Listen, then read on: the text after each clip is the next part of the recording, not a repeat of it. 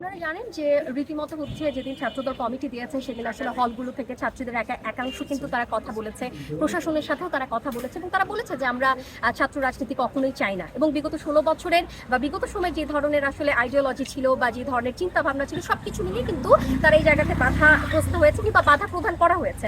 এখন সেই জায়গা থেকে হলের যে শিক্ষার্থীরা তাদের এখন বর্তমান কনসার্ন হচ্ছে সেটা যদি গুপ্ত রাজনীতি হয় বা সেবামূলক যে কোনো কর্মকাণ্ড হোক না কেন সেই জায়গাটা থেকে আসলে আমরা প্রত্যাখ্যান করছি এবং একই সাথে আমরা চাই যে প্রশাসন আমাদের যে অসুবিধাগুলো রয়েছে সেগুলো প্রশাসন দেখুক এবং প্রশাসন সেই অনুযায়ী কাজ করুক, এটাই আমাদের প্রত্যাশা। আপু, গুপ্ত রাজনীতি বলতে আপনি কি বুঝেছেন? এখন তো ছাত্র শিবির প্রকাশ্যে, হ্যাঁ, সেক্ষেত্রে আপনি কি গুপ্ত রাজনীতি শিবিরকে উল্লেখ করে বলছেন? একটু ক্লিয়ার করবেন। দেখুন, যে জিনিসটা গুপ্ত রাজনীতির কথা আপনারা যেটা বলছেন, আমরা কিছুদিন আগে দেখেছি একজন উপরে পর্যায়ের একজন বলেছেন যে এরকম যে গুপ্ত রাজনীতি আসলে নয়, বরং এটা হচ্ছে সেবামূলক কর্মকাণ্ড।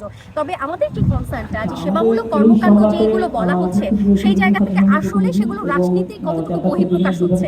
কারণ আমরা যখন দেখেছি পানি ফিল্টার দেওয়া হচ্ছে বা অন্যান্য যখন সামগ্রীগুলো দেওয়া হচ্ছে তখন কিন্তু সেখানে লোগো আছে, সেখানে কিন্তু নাম লেখা আছে। যদি সেবামূলক কর্মকাণ্ড হয়ে থাকে তাহলে সেখানে লোগো, মানে আমার হলে তো স্পেশালি সেখানে দেয়াই আছে, হ্যাঁ, যে কে দিচ্ছে বা কারা দিচ্ছে সেটা কিন্তু লেখা আছে। তো যদি না হয় তাহলে সেবামূলক কর্মকাণ্ডের মধ্য দিয়ে এটা তো রাজনীতির একটা মানে বিচরণ হলের মধ্যে প্রভাব বিস্তার করারই এক ধরনের মাধ্যম, যেটা আমার কাছে মনে হয়। তাদের গুপ্ত